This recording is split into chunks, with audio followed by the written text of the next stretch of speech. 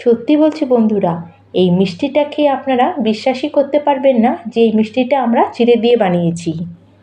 আর এই মিষ্টিটা খুবই সফট, জুসি আর মুখে দিলে মিলিয়ে যাবে এমন একটা মিষ্টি, যেটা মাত্র আপনারা ঘরে থাকা 1 কাপ চিড়ে দিয়ে বানিয়ে নিতে পারবেন। আর এটা খেতে এতটাই টেস্টি হয় যে আপনারা যদি একবার এটা বানিয়ে খান তাহলে দেখবেন বারবার আপনারা এটা বানিয়েই খাবেন। হাই হ্যালো নমস্কার বন্ধুরা, আমি অর্পিতা। আমার চ্যানেলে আরেকটি নতুন মজাদার রেসিপি দেখার জন্য আপনাদের অনেক অনেক স্বাগত। তাহলে চলুন বন্ধুরা, দেরি না করে শুরু করা যাক। আর আজকের এই রেসিপিটা বানানোর জন্য আপনারা দেখলেনই তো বন্ধুরা, এখানে আমি নিয়েছি 1 কাপ চিড়ে। চিড়েটা এখানে আমি একটু মিডিয়াম চিড়ে নিয়েছি। আপনাদের কাছে যেরকম চিড়ে থাকবে সেরকম চিড়ে আপনারা এখানে ব্যবহার করতে পারবেন।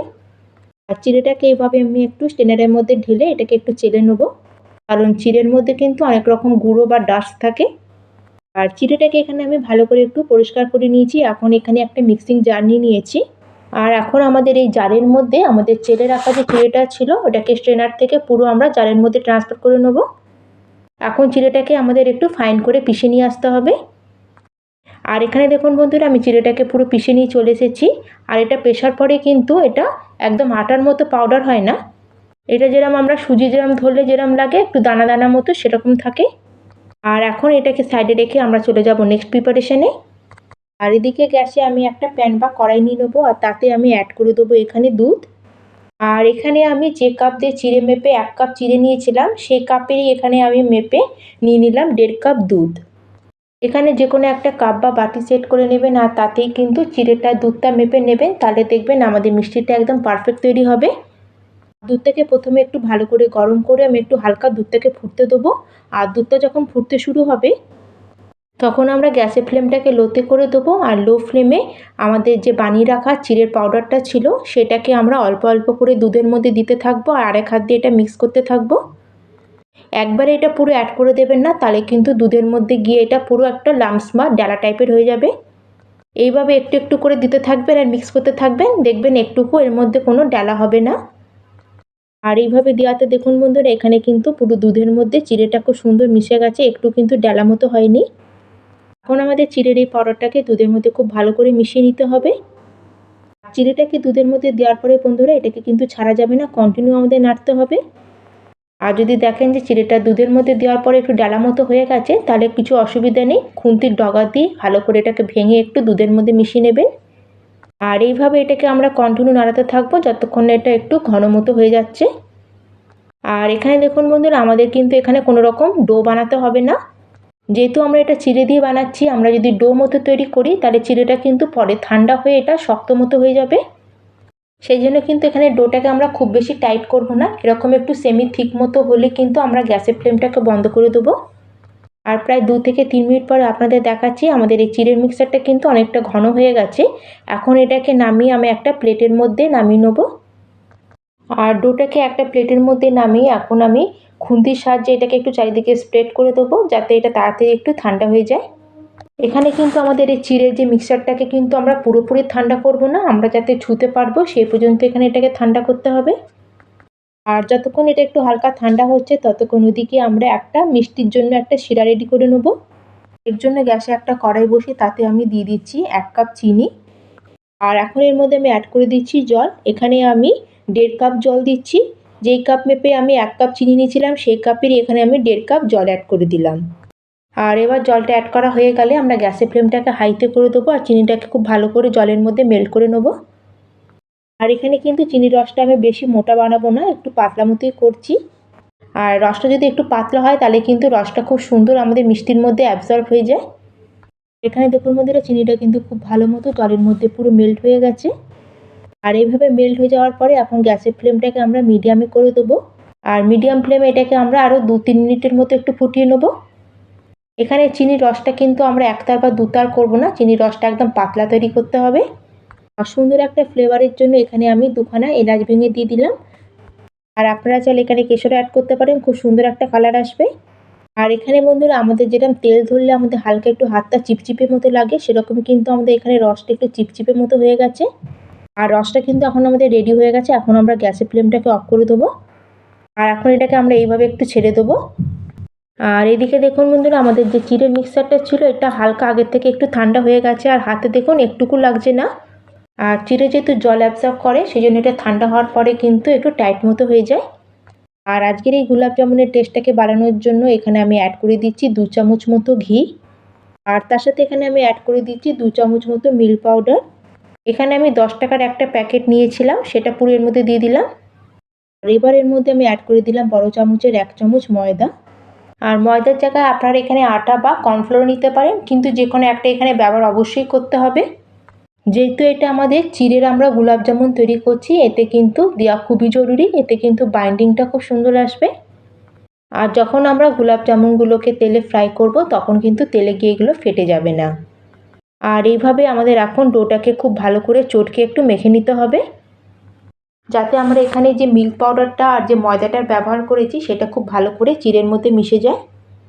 আর এই ডোটা মাখার সময় আপনাদের কিন্তু হাতেও কিন্তু একটু ডোটা লেগে যাবে আর থালাতেও লেগে যাবে, সেই জন্য এটা মাখার আগে আপনারা থালার মধ্যে আর হাতে একটু ভালো করে একটু তেল লাগিয়ে নেবেন।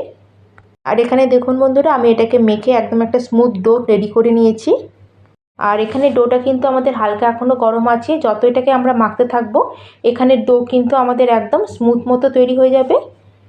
আর এখানে দেখুন ডোটা কিন্তু আমাদের ফাইনালি একদম সফট মতো রেডি হয়ে গেছে। এর মানে কিন্তু আমাদের এখানে গোলাপ জামুনগুলো খুবই সফট তৈরি হবে। আর এখন আমাদের ফাইনালি গোলাপ জামুনগুলোকে তৈরি করে নিতে হবে। তার জন্য আমি হাতটাকে পরিষ্কার করে ধুয়ে হাতে একটু ভালো করে তেল দিয়ে গ্রিস করে নিয়েছি। আর এখন আমাদের এই ডো থেকে অল্প অল্প করে পোর্শন নেবো, আর এভাবে হাতের তালুতে এটা রেখে একটু গোল মতো করে এভাবে একটা গোলাপ জামুনের আমরা শেপ দিয়ে নেবো। আর যেহেতু আমরা আটাটাকে ভালো করে এখানে মেখে একদম স্মুথ মতো করে নিয়েছিলাম, সেই জন্য আমাদের এই বলসের মধ্যে কিন্তু কোনো রকম ক্র্যাকস নেই। আর এই দেখুন, আর এইভাবে আমরা এক এক করে লেবুর সাইজে সব বলসগুলোকে রেডি করে নেব। বন্ধুরা, আপনারা তো গোলাপ জামুন অনেক রকমভাবে বানিয়েছেন, ছানা দিয়ে, সুজি দিয়ে, কিন্তু কোনোদিনও কি এইভাবে চিড়ে দিয়ে বানিয়েছেন? এই মিষ্টিটা কিন্তু আমিও প্রথমবার বানাচ্ছি, আর বানিয়ে সত্যি অবাক হয়ে গেছি যে চিড়ে দিয়েও এত সুন্দর একটা গোলাপ জামুন তৈরি করা যায়। এটা কিন্তু আপনারা অবশ্যই একবার ট্রাই করে দেখবেন, সত্যি বলছি বন্ধুরা খুবই ভালো লাগবে। আর এখানে কিন্তু মিষ্টিগুলোকে আমি একটু ছোটো ছোটো করেই বানিয়ে নিয়েছি, এতে কি হয় মিষ্টিগুলো ভেতর পর্যন্ত ভালো মতো ফ্রাই হয়, তার সাথে রসটাও খুব ভালো মতো অ্যাবজর্ব করে। আর এখানে দেখুন বন্ধুরা, আমি 1 কাপ চিড়ে নিয়েছিলাম, তাতে কিন্তু আমার এখানে 20খানা বল রেডি হয়েছে। তাহলে চলুন বন্ধুরা, এখন এগুলোকে আমরা ফ্রাই করে নেব। আর এখন আমাদের এই গোলাপ জামুনগুলোকে ফ্রাই করার জন্য এদিকে গ্যাসে আমি কিছুটা পরিমাণে তেল আগে থেকেই কড়াইতে গরম হতে বসিয়ে দিয়েছিলাম। আর তেলটা যখন ভালো মতো গরম হয়ে যাবে তখন আমাদের তৈরি করে রাখা বলসগুলোকে এক এক করে আমরা তেলের মধ্যে দিয়ে দেবো। যেহেতু এখানে আমার প্যানটা একটু ছড়ানো টাইপের আছে, সেই জন্য এখানে কিন্তু আমার একসাথে 20টা বলই আমি ফ্রাই করে নিচ্ছি। আপনারা কিন্তু আপনাদের সুবিধা অনুযায়ী এটাকে ফ্রাই করে নেবেন। আর মিষ্টিগুলোকে দেওয়ার প্রায় 1.5 থেকে 2 মিনিট পর্যন্ত আমরা এগুলোকে হাই ফ্লেমেই একদম এগুলোকে ফ্রাই করে নেব। আর মিষ্টিগুলোকে প্যানের মধ্যে দেওয়ার পরে প্যানটাকে একটু নাড়িয়ে এভাবে একটু ঘুরিয়ে নেব। এতে কি হবে, আমাদের মিষ্টিগুলো চারিদিকে অয়েল কোট হয়ে যাবে আর একটার সাথে একটা গায়ে লেগে যাবে না। আর বন্ধুরা, এগুলোকে ফ্রাই করার জন্য আপনারা চেষ্টা করবেন যে প্যানে ব্যবহার করার, তাহলে কিন্তু আপনারা একসাথে এগুলো অনেকগুলো ফ্রাই করে নিতে পারবেন আর একটার সাথে একটা গায়ে লেগেও যাবে না। আর যখন আমাদের এগুলোর উপরে হালকা একটু কালার চলে আসবে তখন আমরা গ্যাসের ফ্লেমটাকে একটু লো টু মিডিয়ামে করে দেবো। তখন এগুলোকে উল্টে পাল্টে গোল্ডেন ব্রাউন কালার আসা পর্যন্ত এগুলোকে আমরা ফ্রাই করে নেব। আর এগুলো দেখুন বন্ধুরা, আমি লো ফ্লেমে প্রায় 6 থেকে 7 মিনিট এগুলোকে ফ্রাই করে নিয়েছি। আর এর উপর দেখুন বন্ধুরা, সুন্দর একটা কালার চলে এসেছে। এখন এগুলোকে তেল থেকে আমরা এক এক করে বার করে চিনির রসের মধ্যে ফেলে দেবো। আর যদি চিনির রসটা এখানে যদি ঠান্ডা হয়ে থাকে তাহলে রসটাকে একটু গরম করে নেবে। এখানে কিন্তু চিনির রসটা ভালো মতো গরম থাকতে হবে। এই গোলাপ জামুনগুলোকে ফ্রাই করা হয়ে গেলে আমাদের গরম চিনির রসের মধ্যে কিন্তু এটাকে দিয়ে দিতে হবে।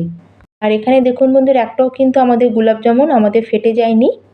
আর রসের মধ্যে গোলাপ জামুনকে দিয়ে এভাবে এটাকে ভালো করে রসের মধ্যে একটু মিশিয়ে এখন এটাকে আমরা 1 থেকে 2 ঘন্টার জন্য এটাকে কভার করে ছেড়ে দেবো। হাতে যদি সময়ও কম থাকে তাহলেও কমসে কম এগুলোকে আপনাদের আধা ঘন্টা থেকে 40 মিনিটের জন্য এটাকে রেস্টে রাখতে হবে। এতেও কিন্তু আমাদের মিষ্টিগুলো খুব ভালো মতো রসটা অ্যাবজর্ব করে নিতে হবে, কিন্তু চিনির শিরাটা এখানে খেয়াল রাখবেন বন্ধুরা, একটু গরম থাকার দরকার আছে। আর এখন এটাকে আমি কভার করে প্রায় 1 ঘন্টার জন্য ছেড়ে দেবো। আর প্রায় আমি এখানে 1 ঘন্টা পর আপনাদের দেখাচ্ছি, দেখুন।